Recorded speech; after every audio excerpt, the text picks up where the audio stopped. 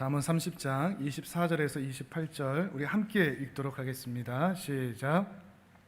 땅에 작고도 가장 지혜로운 것 넷이 있나니 곧 힘이 없는 종류로되 먹을 것을 여름에 준비하는 개미와 약한 종류로되 집을 바위 사이에 짓는 사반과 임금이 없으되 다 때를 지어 나아가는 메뚜기와 손에 잡힐만 하여도 왕궁에 있는 도마뱀이니라. 아멘. 우리가 지난 시간에 과거의 힘듦, 아픔, 상처에 발목 잡히지 말고 또 현재 경험하고 있는 고난과 어려움 때문에 또한 발목 잡히지 말고 할 수만 있다면 미래에 대한 소망, 더 분명히 하나님에 대한 소망을 분명히 붙잡을 수만 있다면 그 소망으로 인해서 나의 과거가 재해석이 되고 우리 현재에 발목 잡고 있는 그 문제들도 돌파할 수 있는 추진력을 하나님에 대한 소망으로 우리는 가질 수 있다, 이런 말씀을 나누었습니다. 근데 참 안타까운 것은 이미 소망 되신 예수 그리스도를 우리 마음에 모셔드리고 있으면서도 그 주님에 대한 소망이 내 현실을 돌파해내지 못한다는 것입니다. 소망이 있는데 현실은 따로 노는 거죠. 소망 따로, 현실 따로. 소망 따로, 현재의 믿음이 따로따로 있는.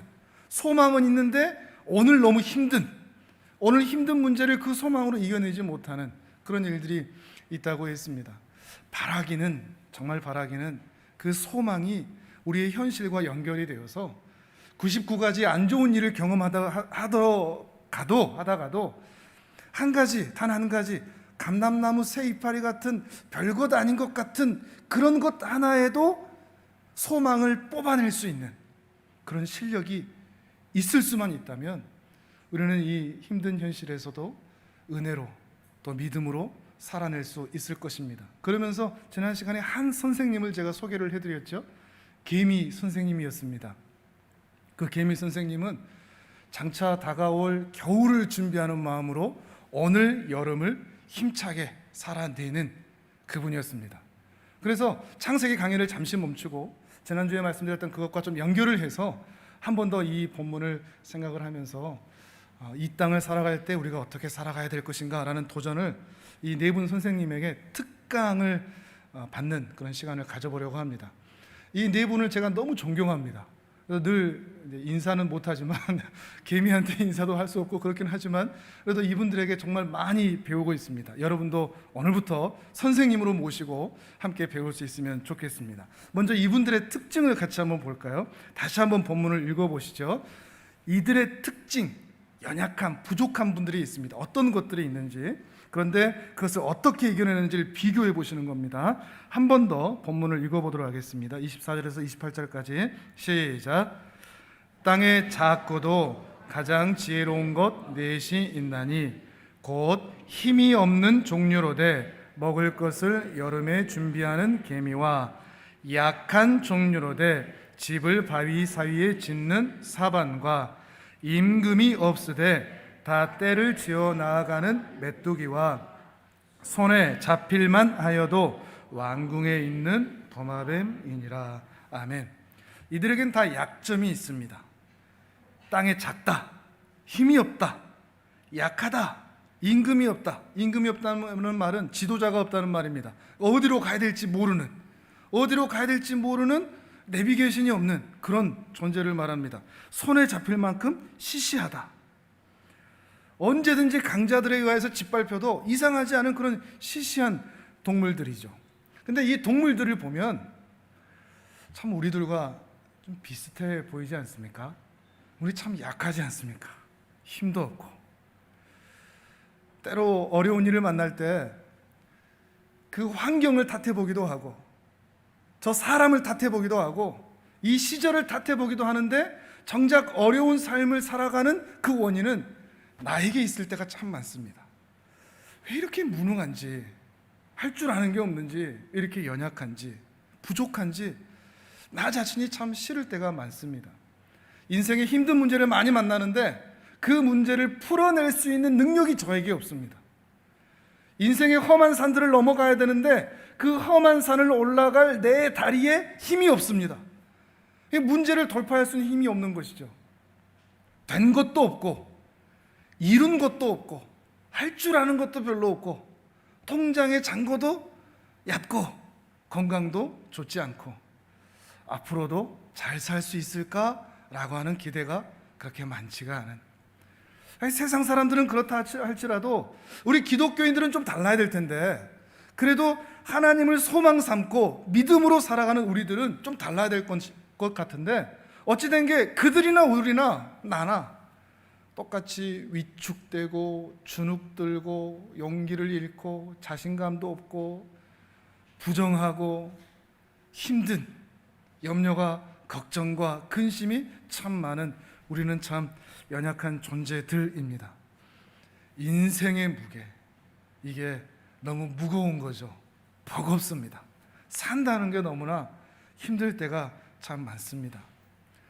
이 삶을 포기할 수는 없고, 우리는 어떻게 하면 이 힘든 삶을, 이 작은 우리가 당차게 살아낼 수 있을까요? 그것을 오늘 우리 이 네 분 선생님을 모시고 배워봤으면 좋겠습니다. 그런데 또 그런 마음 드시죠? 개미한테 뭘, 메뚜기한테, 도마뱀한테 배울 게 있어요? 근데 하나님께서요, 이 네 덱에 약점이 분명히 있지만 이 네 덱에는 이것이 있다, 이걸 배우라라고 말씀하십니다. 24절을 다시 한번 읽어보실까요? 24절 시작. 땅에 작고도 가장 지혜로운 것 넷이 있나니. 뭐가 있다고 그러죠?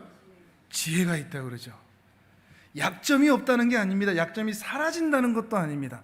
약점은 분명히 있으나 그것을 극복하는 큰 지혜가 이들에게 있다는 것이죠. 여러분, 이게 혹시 동의가 되실까요? 약하면 군대가 있어야 되지 않을까요? 돈이 있으면 되지 않을까요? 힘이 있으면 되지 않을까요?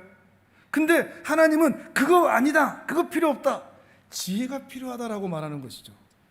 여기에서부터 먼저 동의가 되셔야 됩니다. 지난주에 노아의 방주에 있었던 그들에게 정말 필요한 건 돈이었습니까? 금덩어리였습니까? 짜장면과 탕수육이었나요? 아니죠. 소망이었습니다. 소망의 지혜가 정말 필요했죠. 우리에게도 정말 필요한 건 돈이 아닙니다. 힘이 아닙니다. 심지어 건강도 아닙니다. 똑똑한 것도 아닙니다. 잘 나가는 것도 아닙니다. 지금 우리에게 가장 시급하게 필요한 것은 지혜입니다. 그 지혜를 하나님께서 말씀하고 계시는 것입니다. 자, 한 분씩 한번 만나보시죠. 먼저 개미 선생님을 함께 만나보도록 하겠습니다. 정말 개미는 정말 작습니다. 그래서 아마 오늘도 몇 마리 죽이고 오신 분들도 계실지도 모르겠습니다. 이 시시한 개미에게 무엇을 배울 수 있을까? 하나님께서 개미를 통해서 알려주시는 교훈은 겨울을 대비하는 지혜입니다. 25절을 같이 읽어보겠습니다. 25절 시작. 곧 힘이 없는 종류로되 먹을 것을 여름에 준비하는 개미와. 아멘. 힘이 없는데, 약한데, 이 개미도 두 가지는 정확하게 알고 있습니다. 뭘 알죠? 겨울이 온다. 겨울이 분명히 온다. 이 개미도 압니다. 또 뭘 알죠? 겨울이 오니까 그 겨울을 여름에 준비해야 된다. 이걸 압니다. 우리가 가져야 할 교훈이 바로 이겁니다. 우리 인생에도 겨울이 반드시 온다. 그리고 그 겨울을, 우리 인생의 겨울을 이 젊은 날에 건강이 그래도 있을 때, 그래도 예배 자리에 나와서 예배 드릴 수 있을 때 대비해야 한다라는 것입니다. 인간의 뇌의 용량과 개미의 뇌의 용량은 비교할 수가 없습니다. 근데 이 개미도 아는 거를 인간들이 너무 모르는 것 같습니다. 마치 자기한테는 이게 안 올 것이냐, 아니면 너무 바빠서 생각할 겨를이 없는 양, 아니면 너무 두려워서 그냥 숨겨놓고 눌러버리고 있는 양, 마치 자기에게는 그때가 안 올 줄 아는 것이죠. 그러나 성경에서는 분명히 이렇게 말을 하고 있습니다. 히브리서 9장 27절입니다. 화면을 보면서 같이 읽어봅니다. 시작. 한번 죽는 것은 사람에게 정해진 것이요 그 후에는 심판이 있으리니. 아멘. 우리 중에 오늘을 붙잡을 수 있는 시간을 붙잡을 수 있는 그런 분 계십니까? 이미 지나가 버렸네요. 그 시간이. 오늘이 곧 어제가 될 겁니다. 내일은 곧 오늘이 될 거고요. 그리고 우리는 언젠가 인생의 마지막 날을 맞게 될 것입니다. 그 날을 피할 수 있는 사람이 아무도 없습니다. 우리는 모두 인생의 겨울을 향해 가고 있습니다. 근데 더 두려운 것은 무엇인가 하면 그 끝날이 있는데 그 끝날에 하나님의 심판대 앞에 서는 날이 있다는 것입니다. 심판까지 있다고 하는 것입니다. 근데 많은 사람들이 그날은 안 올 것이라고 생각합니다.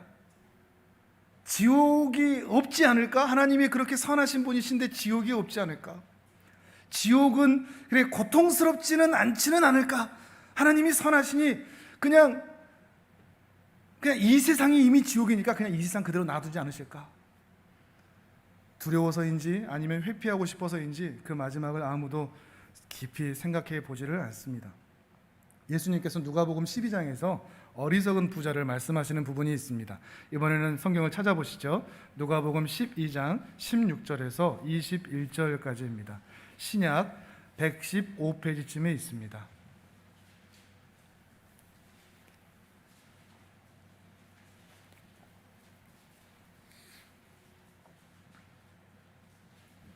주보 안에 말씀 노트를 보시면서 따라오셔도 되겠습니다. 누가복음 12장 16절에서 21절까지입니다.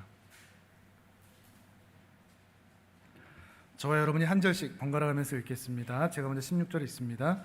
또 비유로 그들에게 말하여 이르시되 한 부자가 그 밭에 소출이 풍성하매 중에 생각하여 이르되 내가 곡식 쌓아 둘 곳이 없으니 어찌할까 하고 또 이르되 내가 이렇게 하리라 내 곡간을 헐고 더 크게 짓고 내 모든 곡식과 물건을 거기 쌓아두리라. 또 내가 내 영혼에게 이르되 영혼아 열에 쓸 물건을 많이 쌓아두었으니 평안히 쉬고 먹고 마시고 즐거워하자 하리라 하되 하나님은 이르시되 어리석은 자여 오늘 밤에 내 영혼을 도로 찾으리니 그러면 내 준비한 것이 누구의 것이 되겠느냐 하셨으니 자기를 위하여 재물을 쌓아두고 하나님께 대하여 부여하지 못한 자가 이와 같으니라. 아멘. 19절의 이 말씀 여러분의 고백, 여러분의 삶이고 싶지 않으십니까? 창고에 통장에 잔뜩 쌓아놔서 야 평생 이거 먹고 살았으면 좋겠다, 놀고 먹고 사고 팔고 장가가고 시집가고 그렇게 살았으면 좋겠다, 이런 마음 가지고 계시지는 않습니까? 그런데 이 부자에게만 아니라 오늘 우리에게도 그렇습니다. 우리에게도 하나님께서 말씀하십니다. 어리석은 자여 내 영혼을 오늘 밤에 찾아간다면 그 모아둔 것이 무슨 소용이 되겠느냐 하는 것입니다. 인생의 겨울을 전혀 의식하지 못한 한 사람에 대한 하나님의 평가가 될 것이죠. 정말 우리는 그렇습니다. 우리는 정말 하루살이처럼 오늘의 잘 먹고 잘 삶이 전부인 것처럼 우리는 살지 않았으면 좋겠습니다. 우리는 하루살이가 아니라, 이런 표현이 괜찮을지 모르겠는데 영원살이, 우리는 영원을 살 사람들입니다. 조금 더 우리의 시야와 우리의 가치관과 우리의 생각을 더 많이 넓혔으면 좋겠습니다. 오늘만 바라보는, 물론 내일이 어떻게 될지 우리는 다 알 수가 없지만 더 크게 우리의 영원한 삶을 위하여 오늘을 사는 지혜가 반드시 필요하다는 것이죠.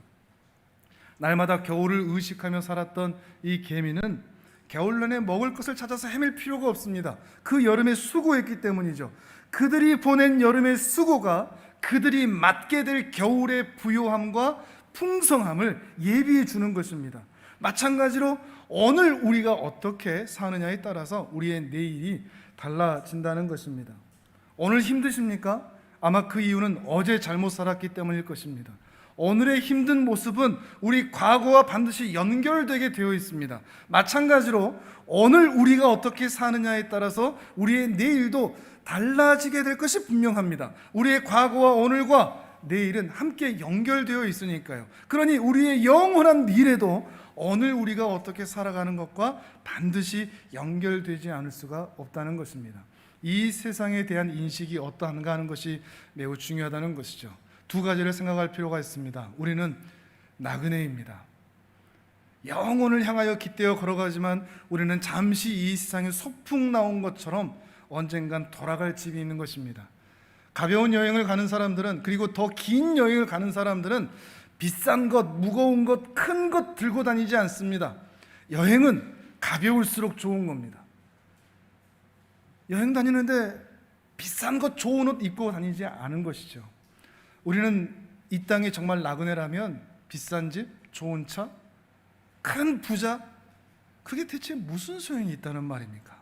더 멀리 바라보고 조금 더 가볍게 살아도 됩니다. 근데 이 시대를 보시면 다들 집, 내 집이 있어야 되고 내 차가 있어야 되고, 그런데 그러한 어른들의 소리가 누구에게 영향을 미치느냐? 우리 젊은이들에게 영향을 미칩니다. 우리 젊은이들도 청소년들까지도 비트코인 주식을 하기 시작을 합니다. 이게 참 무서운 삶의 시대의 추세들입니다. 우리가 잘 보실 필요가 있습니다. 우리 젊은이들이 왜 그러느냐? 어른들이 그렇게 해왔으니까요. 돈, 잘 살고 잘 먹고 이 시절이 전부인 것처럼, 이 세상에 사는 것이 전부인 것처럼 살아가고 있기 때문입니다. 우리는 이 세상에 대한 인식을 조금 바꿀 필요가 있는 것 같습니다. 나그네입니다. 있고 없는 것 때문에 너무 근심하고 걱정할 필요가 없습니다. 이 땅에서 오늘 우리가 어떻게 사느냐에 따라서 우리의 영혼을 대비하는 오늘로 살아야지, 그저 이 땅에서 잘 먹고 잘 살기 위해서 우리가 삶을 살아가는 것은 지혜롭지가 않다는 것이죠. 개미가 손가락질합니다. 그런 삶을 살지 말라고 말이죠. 그러나 또 하나 기억할 것이 있습니다. 오늘을 우리가 잘 살자고 해서 그저 오늘 열심히만 사는 것을 말하지 않습니다. 하나님 안에서 열심히 사는 것이어야 합니다. 그저 가난하지 않고 부자 되기 위해서, 이 땅에 잘 살기 위해서 그저 열심히 내는 것. 많은 사람들이 정말 열심히 삽니다. 정말 분주합니다. 근데 그 분주함이, 열심히 사는 것이 자기 영혼을 가꾸지 못한다는 것을 생각하지 못합니다. 돈은 많이 법니다. 근데 자기 영혼이 피폐하다면 그게 무슨 소용이 있습니까? 우리가 열심히 살되, 오늘을 정말 최선을 다하여 살되 내 영혼을 하나님 앞에서 가꾸는 삶을 살아야 됩니다. 어떻게 하면 그런 삶을 살 수 있느냐? 원칙을 지키는 겁니다. 어떤 원칙이죠? 십계명의 원칙이죠. 말씀의 원칙이죠. 하나님을 사랑하며 이웃을 사랑하는 그 원칙들 가운데, 그 계명들을 준수하는 가운데 우리의 오늘을 열심히 최선을 다하여 살아가는 것입니다. 그것이 계미의 지혜라는 것입니다. 그렇게 살다가 언젠가 겨울이 찾아와서 하나님의 심판대 앞에 다 서게 될 것인데, 그 날이 진짜 겨울이 되어버리지 않도록, 그 날이 다시는 소망이 없는 날이 되지 아니하도록 오늘 하나님 앞에서 나그네의 마음으로 하나님의 말씀을 지키는, 그 원칙을 지키는 자의 삶으로 부지런히 오늘을 준비하며 살아가야 한다는 것입니다. 계미 선생님이 오늘 우리에게 말씀을 하고 계십니다. 겨울이 옵니다. 정신 차리시고 겨울을 준비하세요. 두 번째 선생님입니다. 사반 선생님입니다. 26절을 같이 읽어보도록 하겠습니다. 26절 시작. 약한 종류로 돼 집을 바위 사이에 짓는 사반과. 아멘. 사반은 우리나라에 있지 않은 짐승이거든요. 미어캣 혹시 보셨나 모르겠어요. 이렇게 바위 틈에서 이렇게 서 있는, 좀 어울리지는 않는데 등치가 큰 사람이 이렇게 하니까 들쥐과에 속한 아주 작은 그런 짐승인데, 정말 이 작고 약한데 이 사반도 두 가지를 분명히 알고 있습니다. 뭘 아느냐?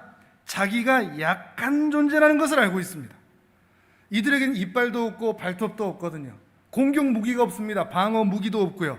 노출되면, 잡히면 그냥 끝장입니다. 방어할 수 있는 게 없습니다. 자신이 약하다는 것을 알고 또 하나 뭘 아느냐? 그 약점을 극복하는 방법을 압니다. 약점을 극복하는 방법. 어떤 방법일까요? 말씀에 나와 있죠? 집을 어디에 짓는다고요? 바위 사이에 짓는답니다. 사자가, 곰이 달려들어도 어디로 피하면 됩니까? 그 바위 사이로 쏙 들어가 버리면 되는 거죠. 근데 그 집을 무너질 흙집에 지으면, 파버리면 바로 무너질 집에 살고 있으면 아무 소용이 없는 것입니다. 사반은 알고 있습니다. 자신이 약하다는 걸 너무나 잘 알고 있습니다. 그런데 그 약점을 극복하는 지혜가 있습니다. 바위 사이에 자기 집을 짓고 누군가 나타나면 그 사이로 쏙 들어가는 것이 지혜인 것이죠. 그런데 사반보다 훨씬 더 힘이 세고 훌륭하다고 스스로 생각하는 이 인간이 사반도 아는 것을 모릅니다. 첫째, 우리가 얼마나 연약한지를 너무나 모릅니다. 뭔가 할 수 있다고 생각합니다. 우리는 한 치 앞도 내다보지 못하고 가시 하나만 손톱 사이에 찔려도 그냥 죽을 것처럼 소리 지르고 아파하고 힘들어하는 게 바로 우리들입니다. 질병에 노출되고 유혹에 노출되고 사고에 노출되는 것이 바로 우리들입니다. 그런데 우리 인간은 우리가 얼마나 약한지를 잘 모르는 것 같습니다. 더 중요한 걸 모릅니다. 자기 주제를 모릅니다. 곰이 나타나고 사자가 나타나면 바위 사이에 숨어야 되는데, 곰이 나타나고 사자가 나타나는데 그 미어캣이 싸우겠다고 권투장구 끼고 있으면 그게 지혜로운 것일까요? 용기겠습니까? 그건 결코 용기일 수 없습니다. 근데 우리는 내 힘으로 내가 돈을 벌고 직장을 가지고 열심히 살아서 내가 이 세상과 싸워볼 테다, 가난과도 싸워보고 질병과도 싸워봐서 내가 반드시 이겨내고 말 것이다, 이런 마음으로 살아간다는 것입니다. 그렇지 않습니다. 우리는 오직 하나님께 피하는 것 외에 방법이 없습니다. 우리 심장, 이 심장이 80, 100세까지 산다고 하면 그때까지 이 심장이 계속해서 안 쉬고 뛰어주니까 우리가 사는 겁니다. 1분에 60번에서 100번 그 사이를 열심히 뛰어주니까 우리가 살아가는 거죠. 우리 머리통에 수십만 개의 혈관이 있다고 합니다. 그 혈관 중에 단 한 개만 파업을 해도 우린 이 자리에 있을 수도 없고 사람도 못 알아보고 몸도 제대로 가누지를 못하게 됩니다. 그런데 여러분, 지난밤에 심장을 꺼내서 세척하고 오신 분 계십니까? 모세혈관 뚫어서 오신 분 계십니까? 우리 중에 누구도 그걸 할 수 있는 사람이 없습니다. 하나님께서 이 심장을 뛰게 해주셔야 되고 이 모세혈관이 피가 흐르도록 만들어 주셔야 오늘 우리가 살아있는 겁니다. 우리는 살아있는 것 자체가 기적입니다. 내 힘이 아닙니다. 내 능력이 아닙니다. 내가 밥 잘 먹고 내가 운동 열심히 해서 내가 지금 살아있는 게 아니라 하나님이 내 생명을 여기까지 보존하고 계시기 때문에, 지금도 나와 함께 하시기 때문에 내 생명이 지금까지 보존되어 있다는 것을 기억하셔야 됩니다. 하나님이 이 생명을 거두어 가시고 심장을 1분 동안 뛰지 못하게만 하셔도 우리는 억소리와 함께 숨이 끊어질 수밖에 없는 그런 존재입니다. 우리는 하나님께만 피해야 됩니다. 하나님 아니면 우리는 답이 없습니다. 다윗이 그렇게 언제나 하나님께 피했던 사람일 것입니다.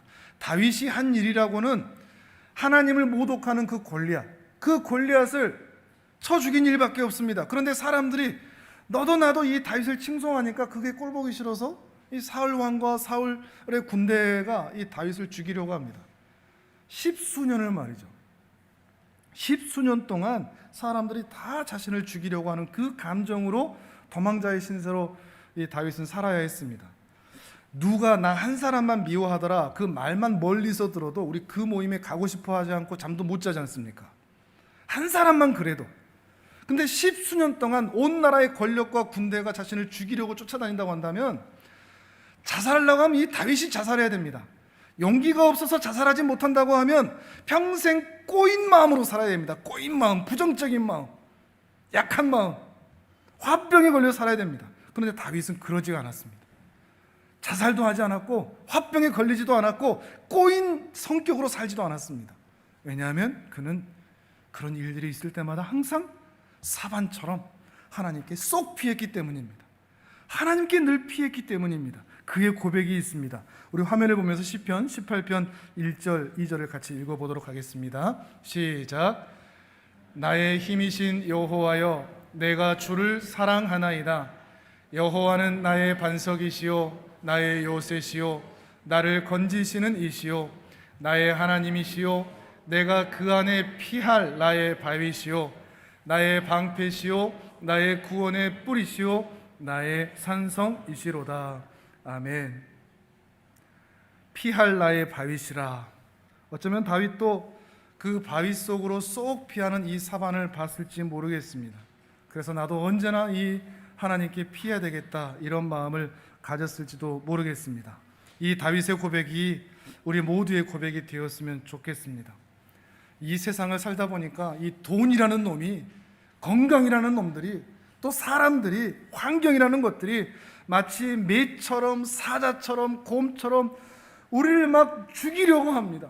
돈에 대한 압박, 사람에 대한 압박, 숨을 쉬지 못할 때가 너무나 많습니다. 그때 여러분 어디로 피하고 계십니까? 술로 피하십니까? 아니면 사람들에게 피하십니까? 아니면 어떤 쾌락을 위하여 쾌락을 향하여 피하고 계십니까? 하나님께 피하는 은혜가 있기를 바랍니다.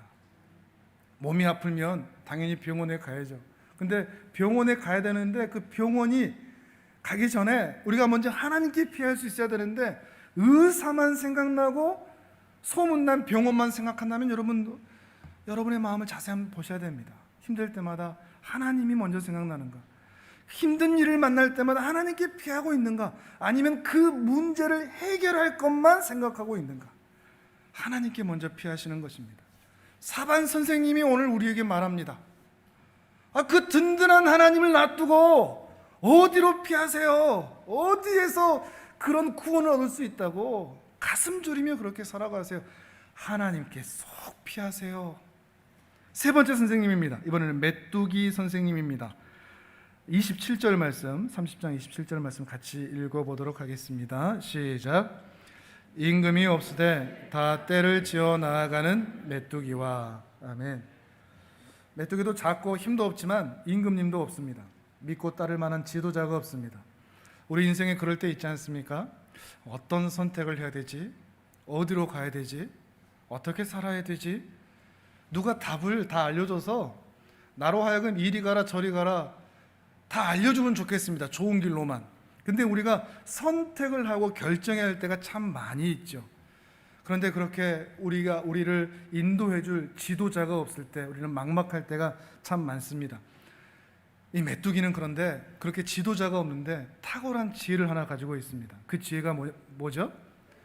때를 짓는 지혜입니다. 무리를 잇는 것이죠. 무리를 짓는 것이죠. 왜냐하면 같이 있으면 외롭지 않고, 같이 있으면 어디로 가는지 몰라도 하여튼 내 옆에 누군가 있으면 힘을 다시 얻을 수가 있으니까요. 함께 동행할 수 있는 사람을 자신의 옆에 두는 것, 이것이 바로 메뚜기의 지혜입니다. 메뚜기는 한 마리 딱 있으면, 우리 어른들은 그런 경험 있으시겠죠? 메뚜기 잡아먹기도 하고 튀겨먹기도 하고 그런 얘기를 듣기도 하는데, 한 마리만 있으면 그렇기도 합니다. 몇 마리만 있으면 말이죠. 근데 우리나라에서는 이걸 볼 수는 없지만 메뚜기가 때를 이룬다, 여러분 좀 들어보신 적이 있죠? 중동이나 미국이나 이런 데 보면 평원 지역에 그런 일들이 있는데, 한 번 막 지나가면 하늘이 어두워지고 흑암이 돼버리고 식물들 다 그냥 갉아먹어버리는, 아무도 메뚜기를 시시하게 못 보는 것이죠. 메뚜기도 아는 거죠. 함께함의 지혜, 단결의 지혜, 협동의 지혜. 혼자서는 결코 이겨낼 수 없는 것을 함께 있으면 그 누구도 위협하지도 못하고 어떤 문제도 해결할 수 있다는 것입니다. 근데 이 메뚜기도 아는 지혜를 우리 인간들이 너무나 모르는 것 같습니다. 이 손바닥만한 이 한국에 남과 북으로 나눠져 있는 것만 해도 참 억울하고 분통이 터지는 일인데, 자꾸 동서로 나누고 진보와 보수로 나누고 여당과 야당이 나눠지고 또 남자와 여자도 나눠지고 젊은이와 늙은이가 나눠지고 계속해서 이게 싸우는 일들이, 그리고 자꾸 균열을 그리고 분열을 조장하는 그런 일들을 보면 너무나 안타깝습니다. 사회만 아니죠. 교회에도 이런 분열들이 많이 생겨나죠. 니파, 내파, 장로파, 목사파. 직장에서도 그렇고요. 친한 사람들끼리. 가정에서도 그렇죠. 남편과 아내가 갈라지고 부모와 자식이 갈라지는 그런 모습이 우리 안에도 멀지 않은 곳에서 있는 것입니다. 메뚜기가 볼 때는 참 한심스럽게, 우리 인간이 한심스럽게 볼 것입니다. 우리가 이 땅을 살아가면서 믿고 따를 만한 지도자가 없다는 것은, 그리고 우리를 안내해 줄 자가 없다는 것은 정말 안타까운 일이고 힘든 일이지만 방법이 있습니다. 극복할 수 있는 방법이 있습니다. 그것은 우리가 함께 하는 것입니다. 전도서 말씀입니다. 전도서, 이것도 한번 찾아와 보시죠. 전도서 4장 9절에서 12절까지 말씀입니다.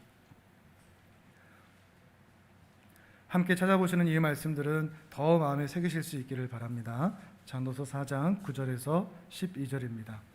구약 951페이지쯤에 있습니다.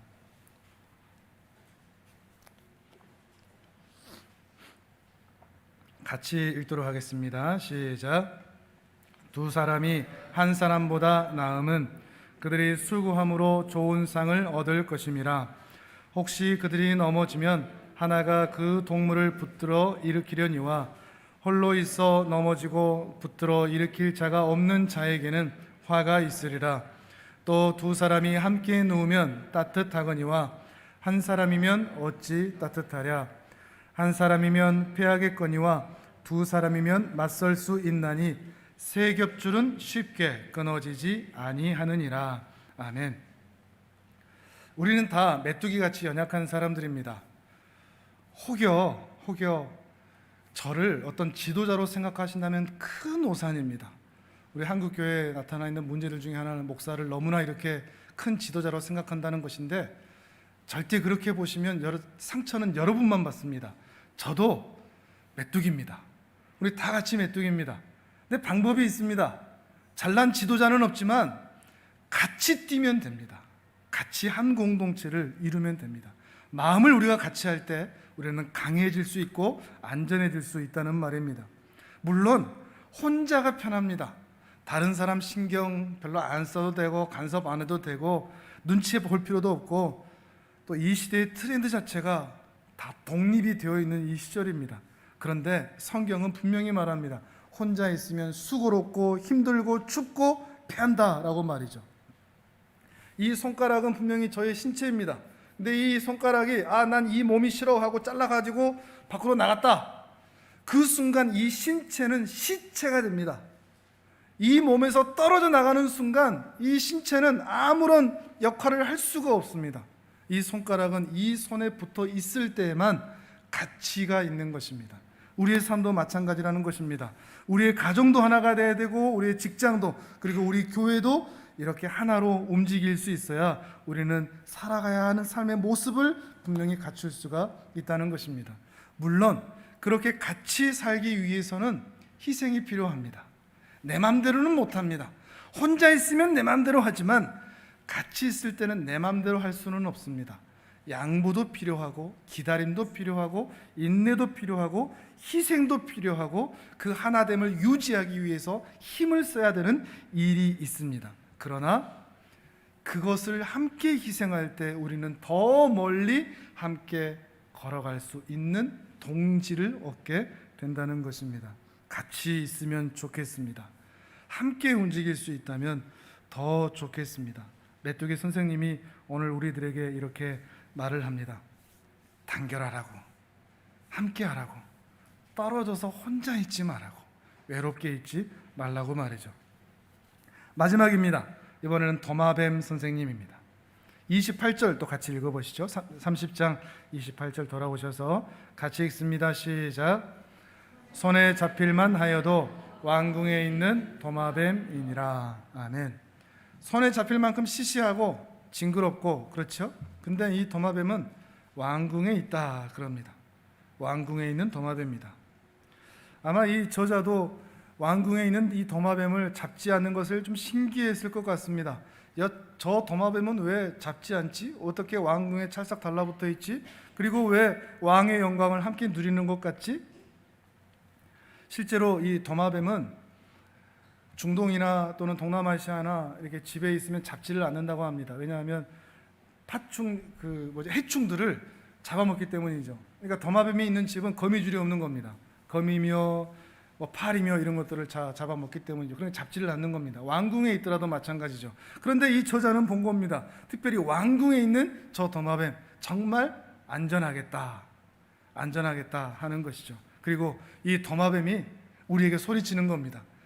왕궁으로 도망치세요. 그러면 안전해요. 왕궁은 더 좋아요. 왕의 영광도 함께 누릴 수 있어요 라고 우리에게 가르치고 있는 것입니다. 우리도 마찬가지입니다. 하나님께 찰싹 달라붙어 있는 것입니다. 떨어지지 않는 겁니다. 내 꼬리를 떼줄지언정 난 하나님께 안 떨어질 거야. 그 바짓가랑이를 붙잡고 하나님의 은혜 안에 언제든지 있고자 하는 그런 마음으로 살아가는 것입니다.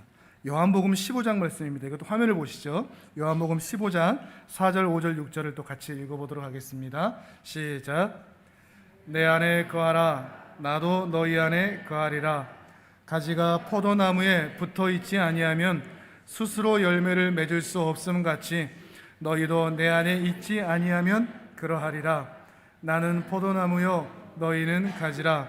그가 내 안에 내가 그 안에 거하면 사람이 열매를 많이 맺나니 나를 떠나서는 너희가 아무것도 할 수 없음이라. 사람이 내 안에 거하지 아니하면 가지처럼 밖에 버려져 마르나니 사람들이 그것을 모아다가 불에 던져 사르느니라. 아멘. 우리가 하나님께 붙어 있다는 것은 철저히 하나님의 은혜입니다. 하나님이 우리를 붙잡아 주셔야 우리는 붙어 있을 수 있는 거죠. 그렇다고 해서 우리는 아무것도 할 것이 없냐? 또 그것은 또 아닙니다. 우리 편에서 어떻게든 하나님께 붙잡혀 있으려고 애를 쓰고 달려드는 겁니다. 하나님 저 절대 놔버리시면 안 돼요. 하나님 저 절대 잊어버리시면 안 돼요. 하나님 저 절대 이대로 두시면 안 돼요. 저 끝까지 데리고 가셔야 돼요. 끝까지 달라붙어 있는 것입니다. 손과 발을 쫙 붙여서 힘을 줘서 하나님께 찰싹 달라붙어 있을 때 우리는 안전할 수 있고 왕의 영광도 함께 누릴 수 있다는 것입니다. 그렇게 있을 때 그 그리스도의 능력이, 그리스도의 생명이 우리 안에 더욱 흘러들어와 은혜를 열매로 맺게 되는 것이죠. 이 은혜가 우리 모두에게 있기를 바랍니다. 우리 참 작고 연약하고 부족하고 무능합니다. 할 줄 아는 것도 아는 것도 된 것도 없고 가진 것도 없습니다. 그런데 그 약점은 그대로 있지만 우리에게 지혜만 있다면 우리는 다른 삶을 살 수 있습니다.